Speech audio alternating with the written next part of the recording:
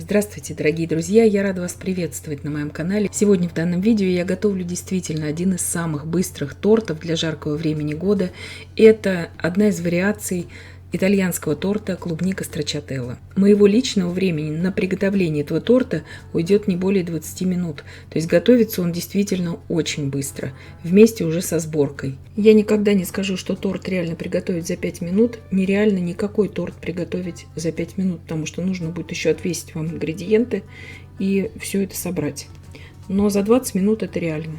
Итак, для теста мне понадобится одно яйцо среднего размера, пакетик ванильного сахара, 70 грамм сахара. Все это я взбиваю примерно 2-3 минуты. Вы можете это даже не взбивать, вы можете просто это замешивать обычным венчиком. Добавляю туда 75 мл молока комнатной температуры и 50 грамм растительного масла без запаха. Все это просто перемешиваю, ничего дальше не взбиваю. Просеиваю туда сейчас 130 грамм муки и 1 чайную ложку без горки разрыхлителя. То есть примерно 3 грамма разрыхлителя.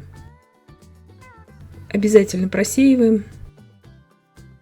Перемешиваю просто венчиком. Ничего здесь я не вмешиваю лопаткой.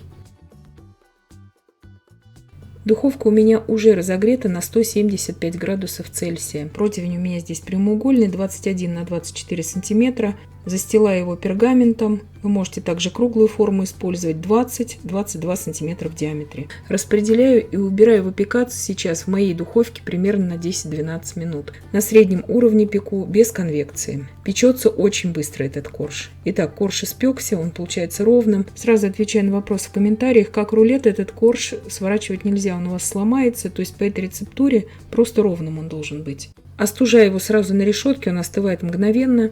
И взбиваю здесь сейчас у меня 200 мл очень холодных сливок для взбивания из холодильника, 8 грамм ванильного сахара, 20 грамм сахарной пудры и пакетик 8 грамм загустителя для сливок. Все это взбиваю просто до устойчивых пиков. И в принципе крем у меня уже готов.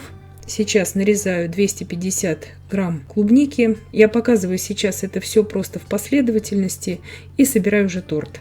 Но вы можете все это нарезать, конечно, пока вы еще выпекали этот корж. То есть все это делается очень просто и быстро.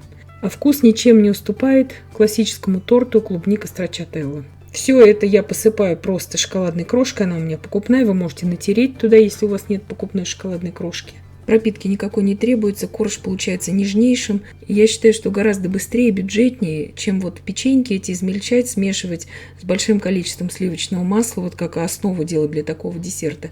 Гораздо проще испечь за 10 минут вот такой корж. И вкус будет, как у настоящего итальянского торта. И я надеюсь, что видео было полезным и познавательным. Подписывайтесь на мой канал, ставьте лайки, пишите комментарии. Я всем желаю больших успехов и до встречи в новых видео.